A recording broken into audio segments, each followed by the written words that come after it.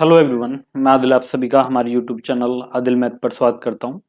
तो मैं आज आपके लिए लेकर आया हूं एसएससी सीजीएल का लाइव मॉक टेस्ट का सॉल्यूशन। और बेटा आज का जो मॉक टेस्ट होने वाला है ये आप बेटा करने वाले हैं द पंडित्स। जैसे मैंने आपको पिछली वीडियो आपने देखी होगी तो मैंने आपको कराया था ऑलिव बोर्ड का। आज हम करेंगे द पंडित्स। द पंडित का हम करेंगे यहाँ पर। अब इसका जो बेटा आपको जो मॉक दिया गया है, इसके जो मैथ के आपके क्वेश्चन हैं वो मैं आपको सोल्व कराऊंगा। वो भी आपको एग्जाम ओरिएंटेड अप्रोच में बताने वाला हूं। तो आपको ये जो क्वेश्चन मैं कराने वाला हूं बेटा, इनकी पीडीएफ अगर आपको लेनी है, ठीक है, या जो और क्लासेस हैं या जो और मॉक है उनकी पीडीएफ आपको बाइलिंगुअल, तो वीडियो के डिस्क्रिप्शन में मेरा टेलीग्राम चैनल का लिंक दिया गया है जिसका नाम है बेटा मैथ्स बाय आदिल सर। या तो आप इसे टेलीग्राम से ज्वाइन कर लें डायरेक्ट, या फिर आप लोग बेटा इसको सीधा वीडियो के डिस्क्रिप्शन में जाके लिंक से ज्वाइन कर सकते हैं। दूसरा, जो हमारी एप्लीकेशन ऐप जो एप्लीकेशन है हमारी टीचिंग, तो बेटा उसका नाम है आदिल मैथ्स। या तो आप इसको प्ले स्टोर से इंस्टॉल कर सकते हैं या फिर वीडियो के डिस्क्रिप्शन में इसका भी लिंक आपको दिया गया है, तो इसे भी आप वहां से ज्वाइन कर ले। तो दोनों आपको ये फिलहाल में ज्वाइन कर लेने, ठीक है। तो इन पर आपको कुछ ना कुछ कंटेंट मिलता रहेगा।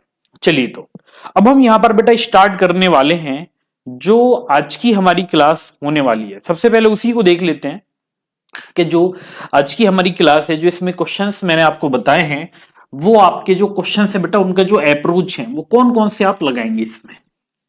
और तो सबसे पहले पहले क्वेश्चन पर आ जाते हैं बेटा। क्वेश्चन नंबर 1 जब आप देखोगे तो क्वेश्चन नंबर 1 जो आपको दिया है, क्वेश्चन नंबर 1 आपको दिया है, जब एक धनात्मक पूर्णांक को 176 से विभाजित किया जाता है तो शेष 158 प्राप्त होता है। जब उसी संख्या को 11 से विभाजित किया जाता है तो शेष क्या होगा। देखो, सबसे पहले आप ये देखो कि सबसे पहले बेटा जिस संख्या को हम विभाजित कर रहे हैं किससे, 176 से, क्या ये संख्या 11 से डिवाइड है या नहीं। तो 11 कम 11, 11 छक्के 66, डिवाइड है। अगर डिवाइड है तो केवल आपको रिमाइंडर को भाग देना है, यानी जो शेष आपको दिया गया 158, इसको आप भाग दीजिए। तो 158 को अगर आप 11 से भाग देंगे तो ये होगा बेटा 11 कम 11 48, तो 11 चौक 44। तो यहां पर जो रिमाइंडर है वो कितना, 4 आ जाएगा।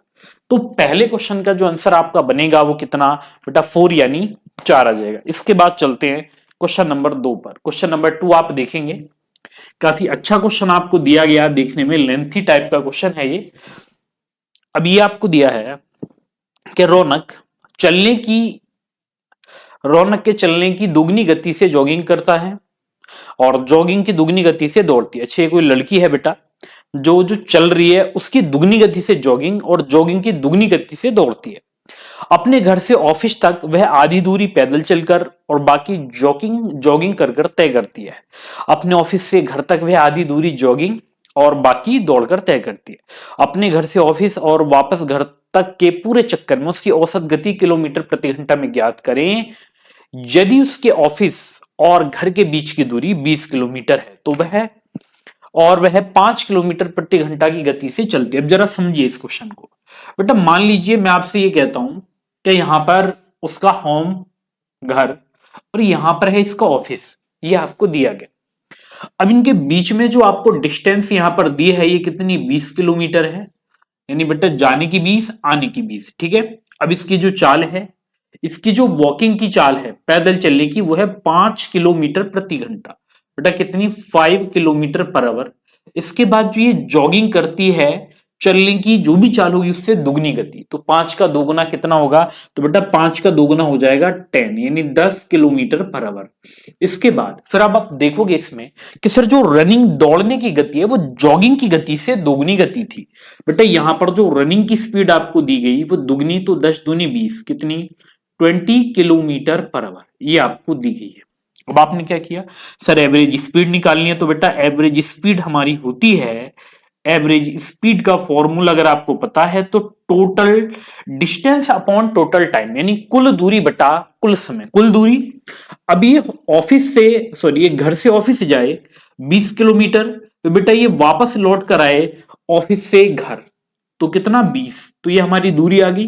अब आप देखोगे आधी दूरी बेटा 20 का आधा होगा 10, यानी ये 10 किलोमीटर, ये 10 किलोमीटर पैदल चलकर गई यानी 5 की चाल से गई, तो आपको यही तो देखना है कि जब ये पैदल चलकर जाती है तो बेटा इसकी चाल कितनी 5 होगी। दूसरी बात, आधी दूरी, अब ये जो आधी दूरी यहां से यहां तक की बची बेटा ये इसने जॉगिंग से तय की।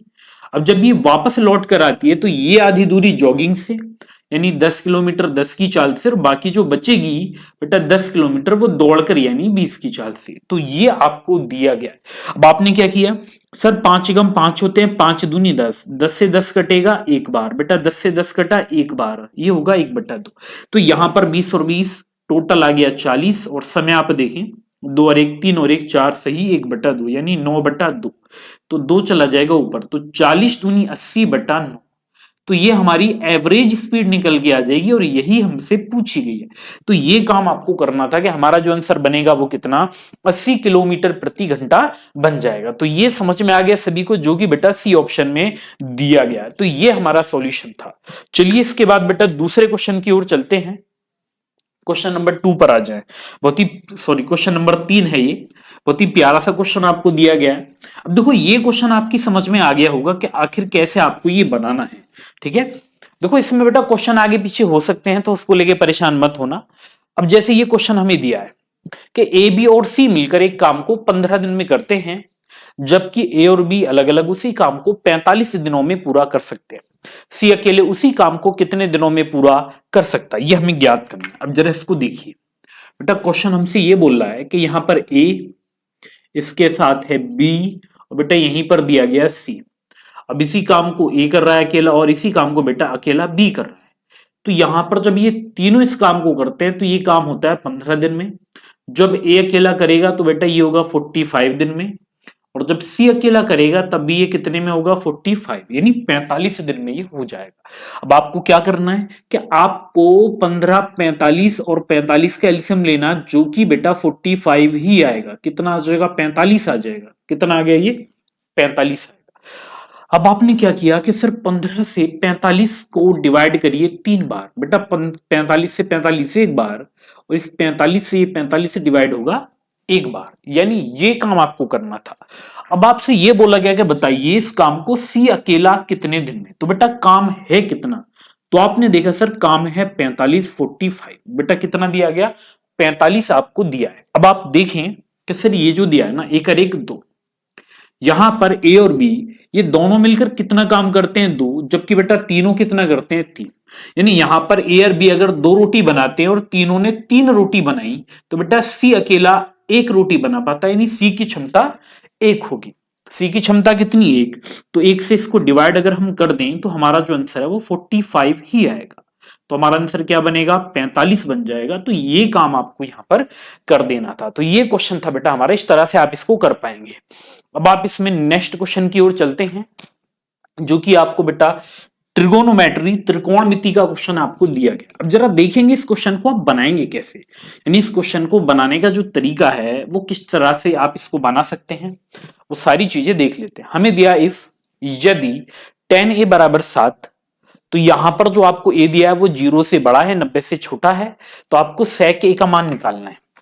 अब आप ये देखोगे कि सर हमें कहीं पर भी tan a, बेटा जो tan a बराबर 7 दिया गया, अब कहीं पर भी 10 में आपको 7 तो वैल्यू मिलेगी नहीं, तो आप क्या करें, इसमें आप देखें बेटा ये होगा इसके बटे में 1 मान लें, और ये होता है हमारा परपेंडिकुलर यानी लंब बटा आधार, परपेंडिकुलर अपॉन बेस होता है। अब यहां से आपको क्या निकालना है बेटा, यहां से आप निकालेंगे कर्ण यानी के या हाइपोटेनियस, तो ये होता है एल स्क्वायर प्लस ए स्क्वायर, तो 7 का वर्ग 49 और 1 का वर्ग 1 होता है।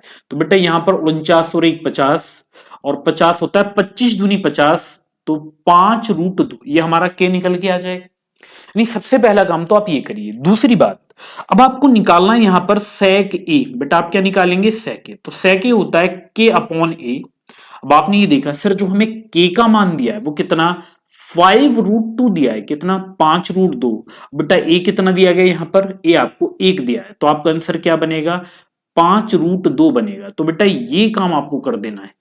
तो सभी को समझ में आ गया कैसे करना था ये, तो बेटा आपका आंसर कितना बनेगा 5√2 आ जाएगा, जो कि आपको बी ऑप्शन में दिया गया है। चलिए तो उसके बाद आते हैं बेटा नेक्स्ट क्वेश्चन की ओर चलते हैं, देखेंगे इसे। अब देखो इस क्वेश्चन को अगर आप देखो तो सबसे पहले बेटा आपको दिया है एक लोहे की गेंद बनानी है जिसकी आंतरिक त्रिज्या 4 और बाहरी त्रिज्या 5 है। तो गेंद बनाने के लिए कितनी सामग्री की आवश्यकता पड़ेगी? बेटा गेंद यानी एक बॉल, जिसे आप गोला भी कह सकते हैं। तो कभी भी जब आप गेंद बनाएंगे तो वहां पर आपको वॉल्यूम निकालना पड़ेगा जो कि होता है 4/3 पाई। अब आप क्या करेंगे इसमें से कि जो हमारी बाहरी गोला है उसकी आयतन, और इसमें से आपको घटाना है बेटा जो अंदर गोला बनेगा उसका आयतन, गेंद बनेगी। तो जो बीच का एरिया निकलेगा ना बाहर वाले और अंदर वाले का, बेटा वही हमारा क्या होगा, उसकी सामग्री निकल कर आएगी।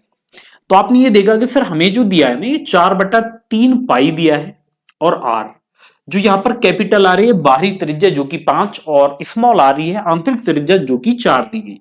तो यहां पर 5 की पावर 3 अगर आप करोगे तो 125, और 4 की पावर 3 करोगे तो बेटा 64 आ जाएगा। तो यहां पर आप कर लोगे सर 4/3, 4/3 पाई, और यहां पर गुणा हो जाएगा, 5 में से 4 गए 1, 12 में से 6 गया 6, तो बेटा ये बनेगा 4 एकम 4 और 4 6 24, 244/3 पाई। अब ये जितने भी ऑप्शन आपको दिए हैं ना, जितने भी ऑप्शन दिए बेटा, ये जो पाई है ना केवल मैंने ए ऑप्शन में लगा रखे, बल्कि ये सभी ऑप्शन में है। तो आपका आंसर बनेगा सी ऑप्शन 244/3 पाई। तो ये काम आपको करना था। तो आप देखेंगे बहुत ही प्यारा सा क्वेश्चन आपको दिया गया है, इस तरह से आप इसको बना पाएंगे। चलिए अब इसके बाद बेटा नेक्स्ट क्वेश्चन की ओर चलते हैं और देखेंगे कि आप इसको कैसे कर पाते हैं।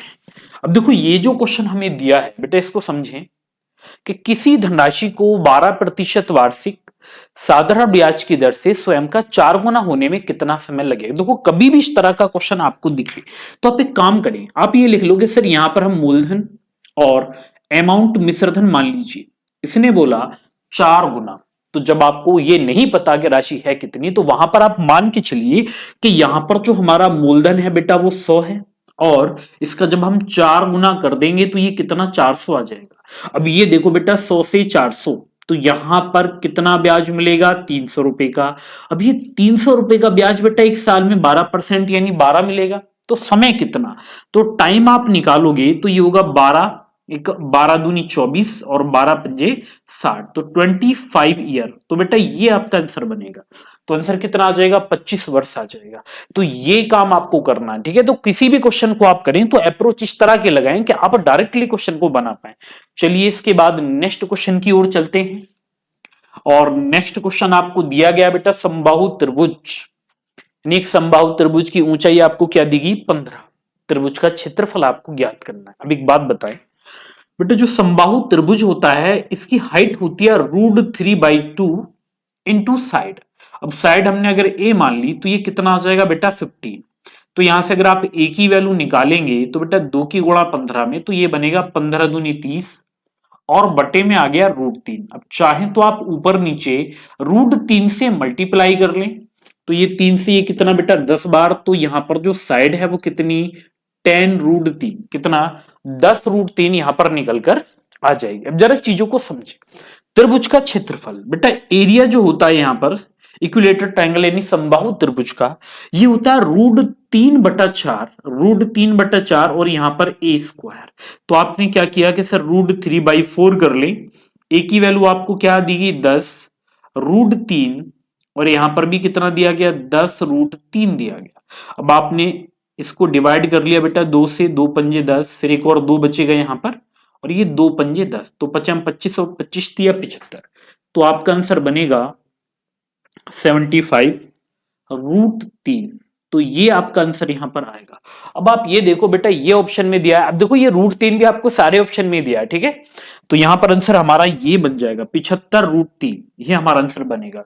तो आई होप ये क्वेश्चन आपको समझ में आ गया होगा बेटा बहुत ही अच्छे से कि आप इसको इस तरह से बना सकते हैं। अब जरा नेक्स्ट क्वेश्चन की ओर चलते हैं। अब जल्दी से देखेंगे बेटा इस क्वेश्चन को आप कैसे करते हैं, या इसको बनाने का जो हमारा मेथड है या जो तरीका है वो क्या हो सकता है। हमें दिया है 125/7। अब देखो ऐसे क्वेश्चन आप लोग पहले से भी जानते हैं बेटा, बहुत ही आसान से ये क्वेश्चन आते हैं एलसीएम एचसीएफ की। तो आपको दिया 125/7, इसके बाद फिर आपको कितना 140/9 दिया गया, 140 140/9, और बेटा इसके बाद आपको दिया है 40/11। अब आपको क्या निकालना है इनका HCF। तो याद रखिए कि जो ऊपर वाली संख्या है ना, ऊपर वाली बेटा इनका निकलेगा HCF और नीचे वाली संख्याओं का एलसीएम निकलेगा। तो यहां पर आप ये देखो सबसे बड़ा नंबर जो 125 को डिवाइड करे 140 को और 40 को, तो बेटा 5 होगा वो सबसे बड़ा नंबर, वो क्या होगा 5। यहां पर 5 ये जो तीनों को डिवाइड कर पा रहा है। अब एलसीएम निकालेंगे 7 9 11, तो इनकी गुणा कर ले बेटा। 9 7 63 में 11 से गुणा तो 11 33, 11 के 66 और 3, तो हमारा आंसर आएगा 5/693।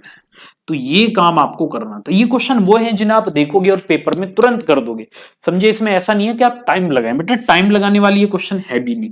तो इस वजह से ये वो क्वेश्चन है जिनको आप बहुत जल्दी कर सकते हैं। अब जैसे ये क्वेश्चन आपको दिया, एक नोटबुक 30% लाभ पर 52 रुपए में बेची गई, यदि इसे 55 रुपए में बेचा जाता तो लाभ प्रतिशत ज्ञात करिए। तो आप ये देखोगे कि आपको जो यहां पर लाभ दिया गया बेटा, लाभ कितना 30, तो आप इसे कितने में बेच रहे हो, तो आप कहोगे सर 130% में बेच रहे बेटा। कितने रुपए में 52, यानी ये जो 130 रुपए दिया है, 130% आपको दिया गया, कितने रुपए का मान 52 का। आपको मान कितने का निकालना बेटा, 55 का निकालना है, 55 का, ये आप निकालोगे। अब आपने देखा सर 26 दूनी 52 होते हैं और 26 पंजे 130 होते कि नहीं। अब आपने क्या कर लिया बेटा, 2 से आपने 5 को डिवाइड किया 2.5। अब आपने 2.5 की गुणा 55 में की, तो ये निकल कर आएगा 137.5%, ये निकल के आ गया। यानी हम इतने परसेंट में इसको बेचेंगे। और आप ये जानते हैं कि जो लागत मूल्य होता है वो बेटा हमेशा 100% होता है। तो जितना ये 100 से ज्यादा है ना, जितना ये 100 से ज्यादा है, अब आप ये देखोगे ये 100 से बेटा कितना एक्स्ट्रा है, तो ये है 37.5%, तो यही हमारा लाभ होगा। यानी ये काम आपको करना था। तो हमारा आंसर कितना आ गया, 37.5% आ जाएगा। तो क्लियर है भाई सभी को। ये इतना याद रखिए बेटा, अगर ये कम है, समझे, अगर ये कम है 100 से तो हानि, अगर ये 100 से ज्यादा है, जितना भी ज्यादा, जितना एक्स्ट्रा वो लाभ होता है। अब देखो ये क्वेश्चन बेटा आपके सामने है, हो सकता है इसमें आपको संख्या क्लियरली ना दिखे, तो कोई बात नहीं, मैं आपको यहां पर बता दूंगा कि संख्या हमारी क्या है, क्योंकि मैंने पीडीएफ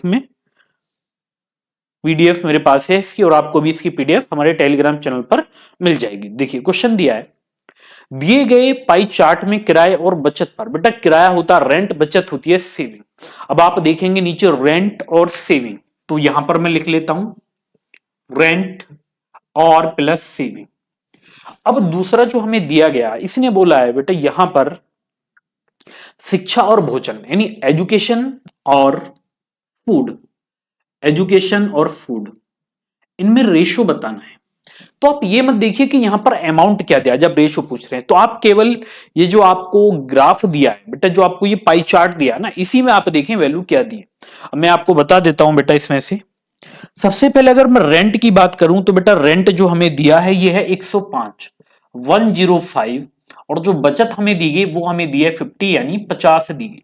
इसके बाद अगर एजुकेशन की बात करें तो बेटा एजुकेशन ये ग्रे कलर में जो कि 60 है, और आप फूड की बात कर लें तो फूड आपको दिया गया 90, तो 60 प्लस 90, तो बस ये संख्या थी। तो बेटा यहां पर केवल संख्याओं को सही लिखना मैटर करता था, आप सही लिख लेंगे आंसर आ जाएगा। अच्छा 105 और जो 50 होते हैं बेटा वो कितने, तो आप कहेंगे सर 155 होते हैं, 155। अच्छा बेटा ये कितना होता है, तो आपने देखा कि सर ये 150, तो जीरो से सॉरी जीरो तो कटी नहीं, 5 से काटेंगे तो ये बनेगा 5 तिया 15 और ये 1, बेटा ये होगा 5 तिया 15 और इधर आ जाएगी 0। तो आपका जो रेशो यहां पर बनेगा वो कितना, 31:30 बनेगा।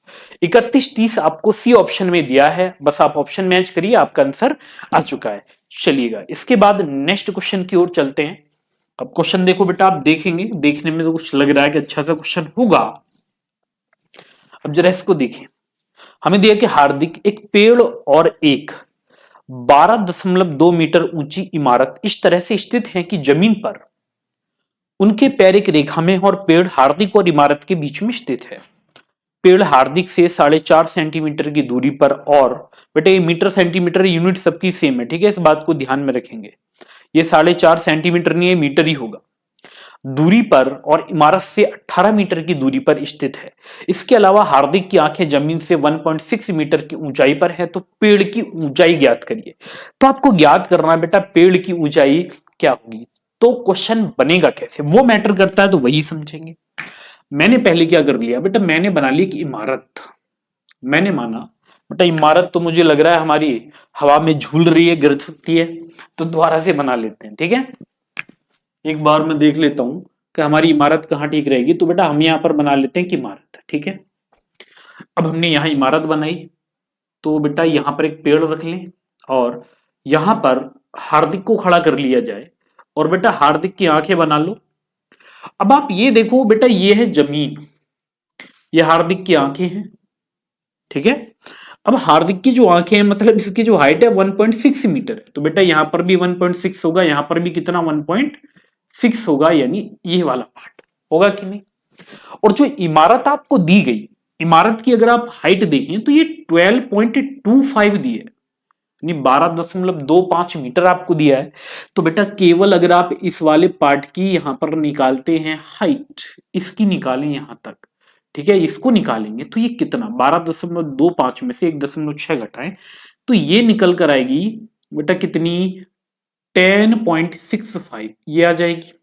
अब हमने इनको मिला दिया बेटा, इस तरह से हमने यहां से इसकी आंखों से हमने पेड़ का टॉप और जो इमारत है उसके टॉप इनको मिला दिया यहां पर। तो जरा इसको दोबारा से देखिएगा, इसको हमने क्या कर दिया बच्चों, मिला दिया। जब हम इसको मिलाएंगे तो ये जो हमें यहां से हार्दिक और पेड़ इनके बीच की दूरी थी 4.5 बेटा कितनी 4.5, और पेड़ और इमारत के बीच की दूरी बेटा 18 है।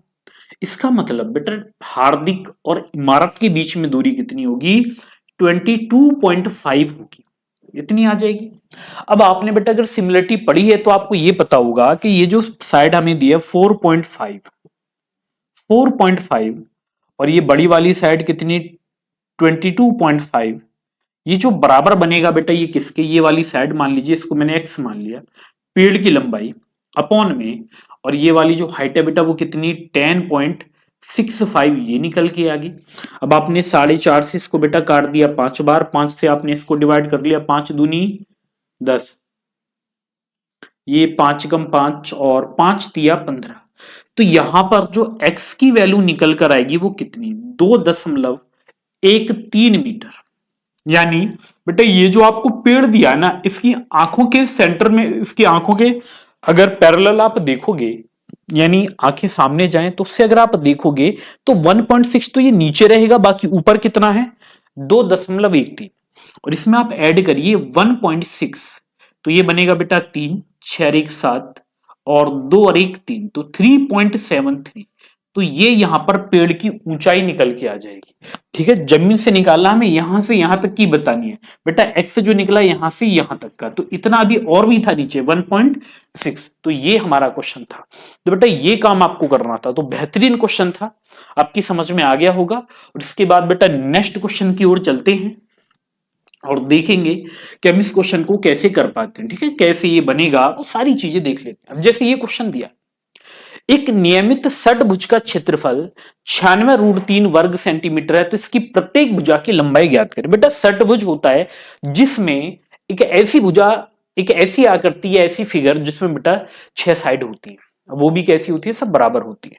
तो षटभुज में ना 6 समबाहु त्रिभुज बनते हैं, कितने बेटा 6, और एक का जो एरिया है वो होता है √3/4, बेटा यहां पर होता है ए स्क्वायर, और जो कि बराबर यहां पर कितना दिया गया 96√3 आपको दिया है, तो √3 से 3 कटेगा, 6 से आप काट दोगे, 6 कम 6 6 36, तो बेटा यहां पर जो ए स्क्वायर आएगा ना 4 की गुणा 16 में, तो 16 चौका 64, बेटा 64 होता है 8 का स्क्वायर, तो यहां इसको भी काट देंगे, तो ए बराबर जो होगा यहां पर आंसर कितना 8 आ जाएगा, यानी उसकी जो साइड है वो कितनी 8 होगी। तो ये आपको निकालना था। चलिए बेटा नेक्स्ट क्वेश्चन की ओर चलते हैं। और देखो ये है कि क्वेश्चनों का आपको बेसिक पता होना चाहिए बेटा, सब कुछ जो मैटर करता है वो बेसिक ही है। ठीक है, बेसिक अगर आपका अच्छा तो कोई दिक्कत नहीं आएगी, लेकिन आपने अगर बेसिक पर काम नहीं किया है, ठीक है, तो फिर आप हर एक क्वेश्चन में अटकोगे। जैसे ये क्वेश्चन दिया है, what is the value of 35 की पावर 3 माइनस 60 की पावर 3 प्लस 25 की पावर 3। बेटा एक हमारे पास रिजल्ट होता है, अगर आपको याद हो तो, कि अगर मुझे बेटा a माइनस बी प्लस सी या a प्लस बी प्लस सी बराबर 0 दे दिया जाए, तो वहां पर जो a की पावर 3, b की पावर 3 और जो c की पावर 3 है, ये बराबर कितना 3abc होता है।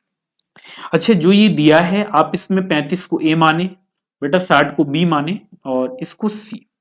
अगर इनका योग 0 आपको दिया तो यहां पर जो ये बनेगा ना a की पावर 3 माइनस बी की पावर 3 प्लस सी की पावर 3, बेटा ये बनेगा माइनस 3abc। अब आप ये देखो कि सर a है 35 माइनस b 60 और c 25, तो इनका जो योग वो तो 0 आ रहा है, तो बेटा आपको तो इसकी वैल्यू निकालनी है -3abc की, यानी आपका जो आंसर है वो माइनस में ही आएगा। ये तो बिल्कुल क्लियर हो चुका है। तो आप क्या कर लें कि सर माइनस लिख लें 3। उसके बाद अब आपको यहां पर क्या दिया गया बेटा 35 यानी 35, बी का मान आपको कितना 60 दिया गया, अब सी का मान देखें तो ये कितना 25 आपको दिया है। अब आप इनकी गुणा करें, 35 तिया 105 होते हैं 105, गुणा बेटा 25 के 150 यानी कितने 1500 आ जाएंगे। तो यहां पर आएंगी पहले 2 जीरो, 15 पंजे 75 और 15 एकम 15। तो यहां पर जो वैल्यू आपकी निकलेगी बेटा वो होगी माइनस में।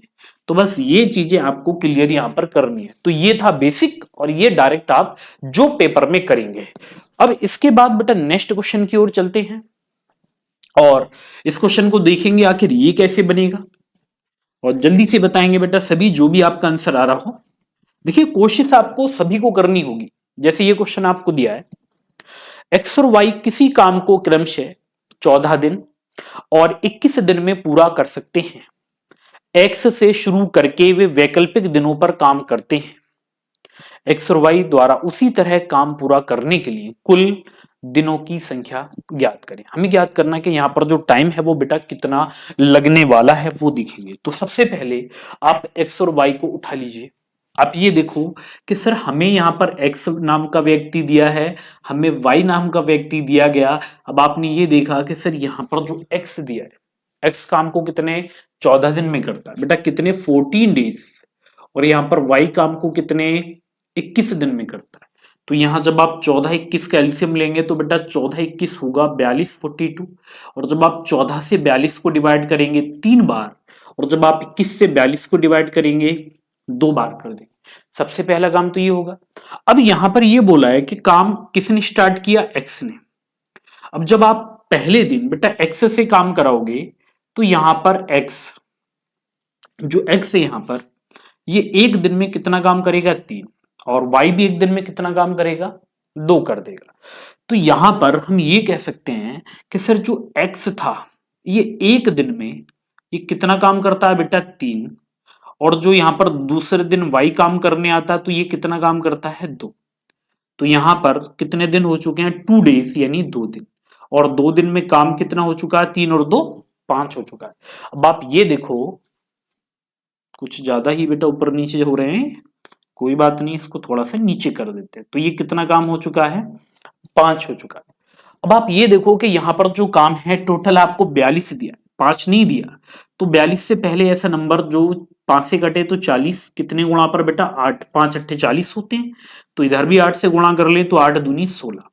तो 16 दिन में 40 रोटियां बन चुकी हैं। अभी काम कितना बाकी है बेटा 2 और बाकी, क्योंकि टोटल 42 था।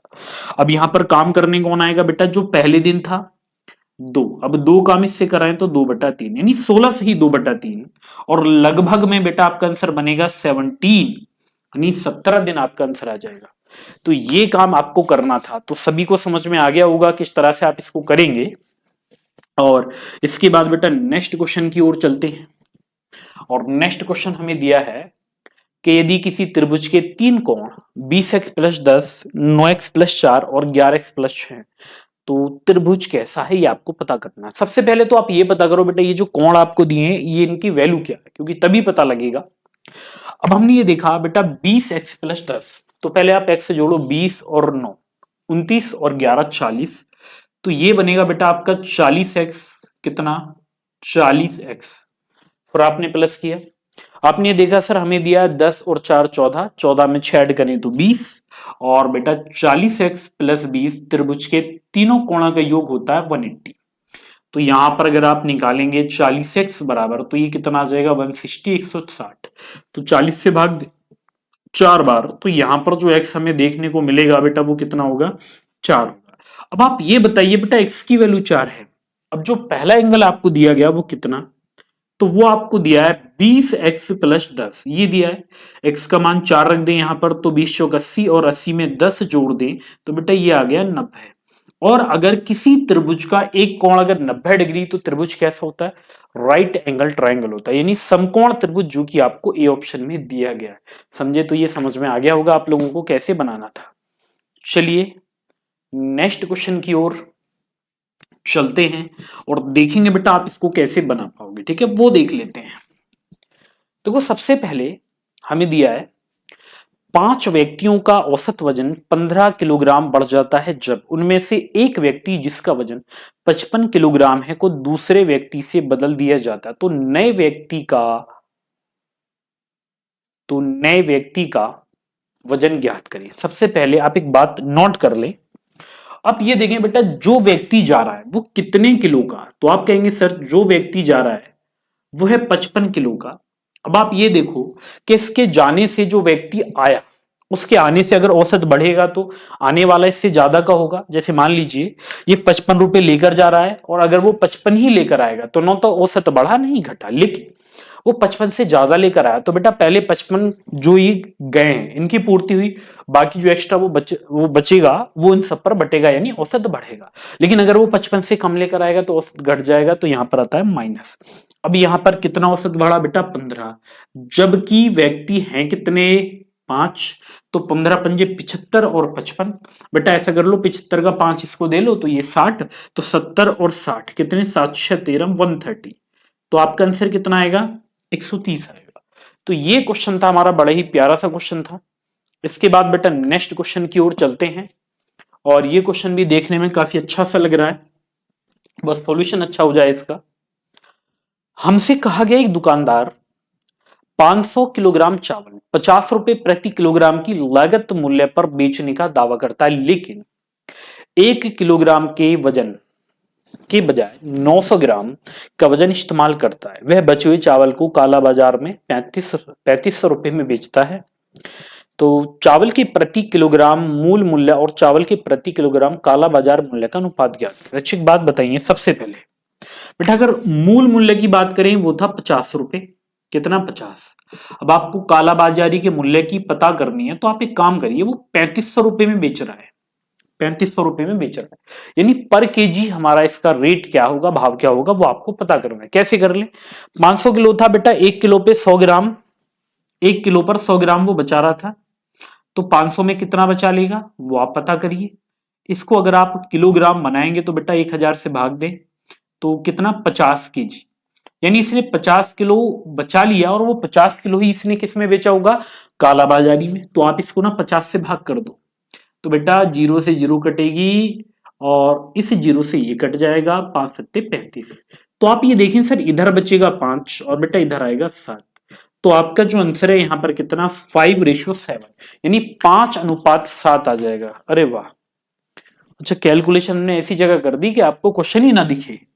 चलो कोई बात नहीं, सॉल्यूशन में इसका इधर उठा के कर देता हूं। यानी ये बेटा 1 किलो पर 100 ग्राम बचाता है, जबकि टोटल कितना था 500, तो कितना बना लेगा 500 गुणा 100, इतने की बचत। तो ये किलोग्राम में कितना होगा वो आपको पता करना था, तो ये बनेगा बेटा 50 किलोग्राम, कितना 50 केजी, और ये 50 किलोग्राम ही काला बाजारी में इसने बेचा, तो 3500 में बेचा, तो 1 किलो कितने का होगा 70 का, तो रेशो कितना 5:7, यानी पहला मूल्य 5 और काला बाजारी का 7 होगा। तो ये काम आपको करना था।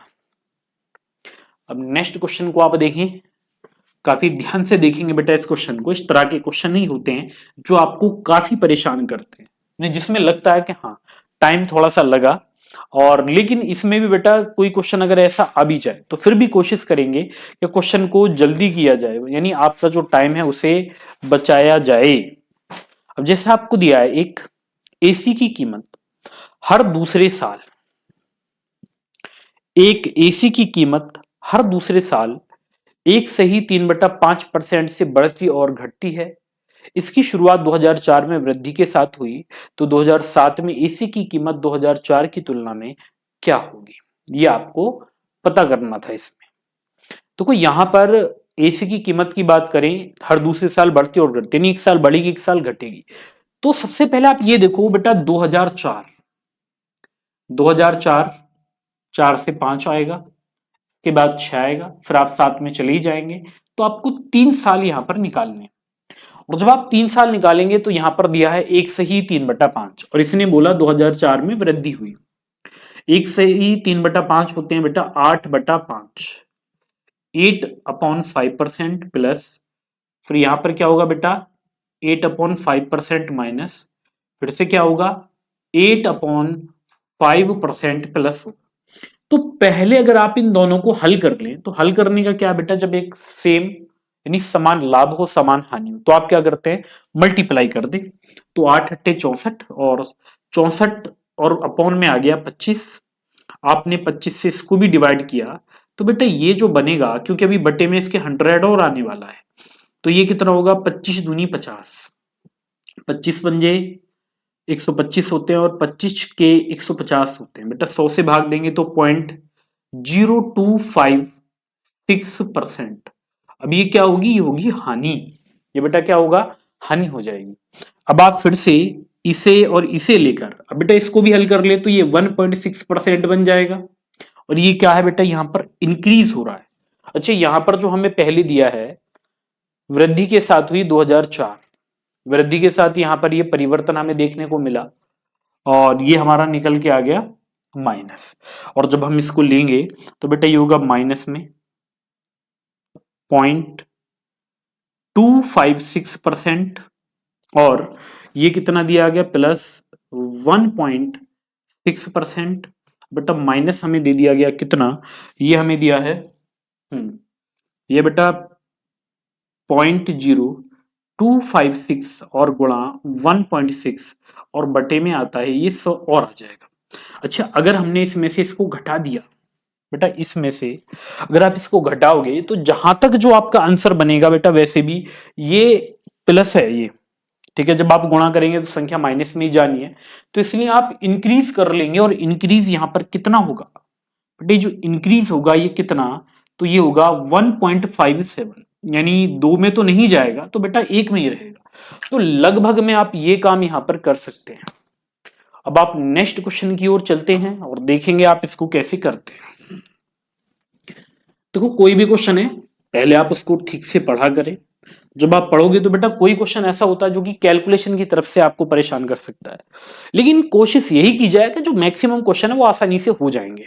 अब जैसे ये क्वेश्चन है कि एक खुदरा विक्रेता एक थोक विक्रेता से 207 वस्तुओं के अंकित मूल्य पर 230 चॉकलेट खरीदता है, फिर वह प्रत्येक चॉकलेट को 5% की छूट पर बेचता है, तो उसका लाभ परसेंट ज्ञात करिए। तो आप एक काम कर लें बेटा, यहां पर लिख लो सीपी, सीपी यहां पर लिख लो एसपी। अब इसका जो लागत है बेटा वो है 207 रुपए, और यही चॉकलेट ये बेचेगा कितने में, 230 में। दूसरा कि यहां पर जो ये डिस्काउंट देगा वो कितने का, 5%, और 5 होता है 1/20, यानी अगर बेटा ये 20 रुपए होगा तो 20 में से 1 घटाएंगे तो ये 19 आ जाएगा।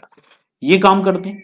अब आपने देखा सर 23 निम्मा 207 होते हैं, 23 से बेटा ये 10 बार कटेगा, 0 से 0 कटेगी, तो 9 दूनी 18 होगा, और ये हमारा कितना बेटा 19 आ जाएगा। अगर ये 18 रुपए में खरीदेगा तो फाइनली 19 रुपए में बेच देगा। अब जरा ये बताइए 18 में खरीद कर 19 में बेचेगा तो कितने रुपए का लाभ होगा, 1 रुपए का। बेटा किस पर होगा, 18 पर, गुणा कर देंगे 100, ये आप करेंगे तो 18 पंजे 90। तो आप देखिए 5 से शुरू होने वाला ऑप्शन यानी 5.5 जो कि आपको बेटा ए में दिया है, तो ये काम आप लोग यहां पर कर देंगे, बहुत ही आसानी से आपका आंसर आ जाएगा। तो सभी को समझ में आ रहा नहीं है, तो इस तरह से करेंगे। बाकी ये बेटा ये क्वेश्चंस आपको समझ में आते हैं, वीडियो अच्छी लगती है तो कमेंट वगैरह जरा कर दिया करें 2-4, क्योंकि कमेंट पढ़ के थोड़ी हमें भी खुशी होती है कि जो मेहनत कर रहे हैं वो आप लोगों के लिए अच्छी, मतलब आपको इससे फायदा हो रहा है नहीं हो रहा है, तो ये चीजें हमें पता लगती रहती है, और दूसरा मोटिवेशन हमें भी आता रहता है कि हाँ और आपके लिए वीडियो बनानी है इस तरह की। अब जैसे ये क्वेश्चन दिया है, 3 मापने वाले टेप हैं जिनकी लंबाई 45 सेंटीमीटर, 72 सेंटीमीटर और 81 सेंटीमीटर है। तीनों टेपों में से किसी का उपयोग करके मापी जा सकने वाली न्यूनतम लंबाई ज्ञात करें। एक समय में केवल एक प्रकार के टेप का उपयोग किया जाना चाहिए और मापने के लिए केवल पूर्ण टेप का उपयोग किया जाना चाहिए। तो कहने का मतलब यह बेटा, ऑप्शन आप देख लें, जो ऑप्शन आपका तीनों से डिवाइड हो जाए वही आंसर है। लेकिन इसमें भी लॉजिक था। अब ये बताएं 45 बेटा, जो 45 है ये 9 से डिवाइड होगा, 5 4 9 से। तो आप ये देखो कि आपका कौन सा ऑप्शन 9 से डिवाइड था। तो 4 3 7 ये ऑप्शन तो है नहीं। बी ऑप्शन देखें बेटा, डिजिटल सम निकालें, 3 और 2 5 4 9। हाँ जी, आपको दिया बी ऑप्शन 32 40, तो 4 और 2 6 3 9। तो बेटा 9 ये डिवाइड होगा 9 से। अच्छा, आप सी को देखें, 3300, 3 और 3 6 नहीं होगा, 6 5 11 3 14 बेटा नहीं होगा। तो आपका आंसर भी आएगा। या आपसे कभी भी न्यूनतम लंबाई पूछी और यहां पर आपको क्या दिया गया बेटा, 45 45, आपको यहां पर 72 दिया गया, आपको यहां पर 81 दिया गया। तो आप इनका एलसीएम निकालिए और बेटा इनका जो एलसीएम होगा वो कितना, वो आएगा 32 40। तो बस ये काम आपको करना है। तो चाहो तो बेसिक लगा दो, वरना तो बेटा ऑप्शन उठा के भी आप इसको कर सकते हैं। चलिए इसके बाद नेक्स्ट क्वेश्चन की ओर चलते हैं और देखेंगे बेटा नेक्स्ट क्वेश्चन को आप कितनी देर में उड़ा सकते हैं। जैसे कि आपके सामने क्वेश्चन आ चुका है, 12% और 15% की दो क्रमिक छूट प्रतिशत का समतुल्य एकल बट्टा प्रतिशत ज्ञात करें। बेटा जब आपको दो बट्टे दिए जाए, समतुल्य बट्टा निकालें, तो आप फॉर्मूला लगाएं a प्लस बी वाला, यानी 12 प्लस 15 और माइनस, बेटा 12 15 होता है 180 और बट्टे में आएगा 100। तो 12 15 होते हैं 27 27, माइनस आप 10 से इसको भाग दें 1.8, तो ये आ जाएगा 25.2%। तो ये आपका आंसर यहां पर बन जाएगा। तो ये था हमारा समतुल्य बट्टा। नेक्स्ट क्वेश्चन की ओर चलते हैं, जरा इसको समझ लें। आपको दिया है 6,000 रुपए की राशि दो बराबर किस्तों में चुकाई जानी है। प्रत्येक किस्त का भुगतान हर साल के अंत में किया जाना है। यदि ब्याज 2% प्रति वर्ष की दर से वार्षिक रूप से संयोजित होता है तो प्रत्येक किस्त का मूल्य क्या होगा, 2 दशमलव स्थानों तक पूर्णांकित। अब जरा इसको समझ लेते हैं बेटा। सबसे पहले तो ये समझिए कि यहां पर जो दर है बेटा, अगर क्वेश्चन ठीक है, यहां पर जो दर है वो है 2%। और बेटा जो 2% होता है ना, 2% की फ्रैक्शन होती है 1/50, 1/50। क्या होता है, ये 1/50 होता है। अब आप क्या करोगे कि अगर तुमने बेटा 50 रुपए का ऋण लिया तो जो इंस्टॉलमेंट दोगे वो कितनी बेटा, 51 रुपए की दोगे, कितनी, 51। दूसरी बात, अगर 2 साल तो इसका स्क्वायर कर लें तो बेटा 50 के स्क्वायर कितना, 2500 होगा। 51 के स्क्वायर अगर आप करते हैं तो ये कितना बनेगा, 2601 बनेगा। यानी ये काम करें। अब आपको ये बात पता होनी थी कि जो किस्त है ना वो प्रत्येक साल बराबर, तो अगर ये 2601 आपको दिया है तो आप इधर भी 51 से गुणा कर दें, ये भी 2601 हो जाएगा। इधर भी आप 51 से गुणा कर दें तो ये कितना बनेगा बेटा, ये बना 0, 5 कम 5 और 5 25। तो यहां पर अगर आपने इनको ऐड किया होता तो ये बेटा धनराशि निकल कर आ जाएगी, कितनी, 0 5 10, यानी 5,050 रुपए अगर ऋण यहां पर आपने लिया होता तो प्रत्येक किस्त आप दोगे 2601 रुपए की। बेटा कितने की, 2601 रुपए की देंगे। अब जरा समझिए, देखो हमें जो ऋण है हमारा वो है 6,000 रुपए, लेकिन हमारे क्वेश्चन के अकॉर्डिंग जो हमने संख्याएं मानी वो कितना बेटा, वो है 5,050 रुपए। आपको मान किसका निकालना है, प्रत्येक किस्त यानी 2601 का। अब आप एक बात बताएं बेटा, छोटी सी बात है, अगर आप सोचेंगे तो काम चल जाएगा आपका। जैसे मान लीजिए यहां पर बेटा ये 0 अगर होता, ये 5,000 ही होता और ये 2600 होता, तो आप यहां से 0 काट लेते, और ये 2600 अगर होता तो आप क्या करते, इसमें आप करते यहां पर सर ये 25 25 बनेगा, 5 दूनी 10 बनेगा और ना जाने की 0 बन जाएगा, कुछ इस तरह का होता। फिर ये होता 0, 6 दूनी 12, 6 पंजे 30 और 1 31। यानी आपका जो आंसर है वो 31 20 से बड़ा आने वाला था। सॉरी, 31 20 से बड़ा नहीं आएगा क्योंकि संख्या नीचे बड़ी है, हमने छोटी मानी है, तो 31 20 से छोटा आएगा। तो 31 20 के लगभग भी अगर आप देखोगे तो बेटा 3090.3 आ जाएगा, 3090.3 है। तो ये आपका 3100 के लगभग में, तो ये आंसर बनेगा। तो जरूरी नहीं है कि आपको क्वेश्चन में बेटा कैलकुलेशन में अपना दिमाग मारना है, आप ये भी देख सकते हैं कि इसमें कुछ ऐसा तो नहीं दिया कि हम क्वेश्चन को जल्दी कर पाए, तो वही था इस क्वेश्चन में, समझे। तो हर एक क्वेश्चन में लॉजिक भी होता है, और इस बात को याद रखेंगे बेटा, लॉजिक जो आपको दिया जाता है वो सारा डिपेंड करता है बेटा प्रैक्टिस पे, यानी प्रैक्टिस आपकी कितनी अच्छी है उस पर। अब आपको क्वेश्चन दिया है, एक नाव रेशर स्थिर पानी में 22.5 किलोमीटर प्रति घंटा की गति से नाव चला सकता है। यदि नदी की गति 12.5 किलोमीटर प्रति घंटा है तो उसे उसे एक स्थान तक जाने और प्रारंभिक बिंदु पर वापस आने में 40 मिनट लगते हैं, तो प्रारंभिक बिंदु से वह स्थान कितनी दूरी पर, वो भी किलोमीटर में ज्ञात करना है। तो एक बात बताएं बेटा, जाने की चाल जिसे हमने नाम दे रखा है डीएस, वापस आने की चाल है जिसको मैंने नाम दे रखा है यूएस। डीएस होती है बेटा धारा की दिशा की चाल, यूएस होता है धारा की विपरीत दिशा की चाल। अब एक बात बताएं कि सर यहां पर आदमी रुके हुए पानी में जो चाल है वो कितनी, 22.5, यानी जो डीएस होता है मैन प्लस वाटर होता है, यानी शांत जल में चाल प्लस पानी या नदी का जो बहाव है वो। तो आप कर देंगे सर 22.5 और 12.5, जब आप दोनों को ऐड कर देंगे तो बेटा 5 5 10 होते हैं, जब आप इनको जोड़ेंगे तो ये 35 किलोमीटर पर आवर स्पीड निकल के आ गई। और अगर आपने 22.5 में से मेरे बच्चों 12.5 घटा दिया तो आप कहेंगे सर जी ये तो 10 ही निकल के आ गया। और दूरी निकालने के लिए अगर आपको डिस्टेंस निकालनी है तो बेटा फॉर्मूला होता है डीएस गुणा यूएस, और बटे में बेटा अगर समय कुल दे रखा है यानी समय जुड़ा है आने जाने का तो नीचे चाल भी जुड़ेंगी, तो 35 और 10 बनेगा 45, और समय कितना 40 मिनट, बेटा मिनट को घंटे में बनाएंगे तो 60 हो जाएगा। ये बनेगा 20 दूनी 40 बेटा, 20 तिया 60 होगा, 5 ने 45 होगा, 5 दूनी 10 होगा, 35 दूनी 70 और 70 दूनी 140 होगा, और बटे में 9 तिया 27 होगा। तो आपका आंसर आ चुका है 140/27, जो कि आपको बेटा डी ऑप्शन में दिख भी रहा होगा। चलिए नेक्स्ट क्वेश्चन की ओर चलते हैं। अब जरा इस क्वेश्चन को देखेंगे कि आप इसको कैसे बना पाएंगे। हमें दिया है कि यदि y माइनस 1/y बराबर 6, तो आपको 1/19 ब्रैकेट में y की पावर 4 माइनस 1/4।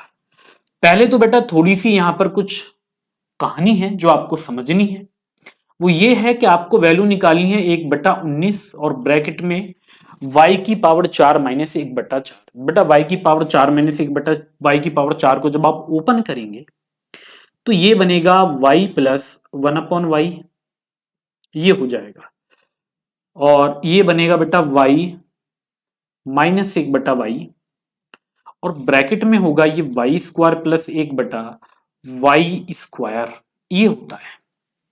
ठीक है, तो यहां पर आप ये देखो कि आपको जो वैल्यू दी है वो किसकी और क्या निकालना है। सबसे पहले आपने देखा कि सर हमें दिया है y माइनस 1/y बराबर 6 दिया है, तो अगर आप यहां से बेटा स्क्वायर वाले निकालोगे तो ये बनेगा स्क्वायर करने पर y स्क्वायर अपन, तो 6 का स्क्वायर 36, और यहां पर माइनस तो प्लस कर दें तो कितना आ गया, ये 38 आ जाएगा।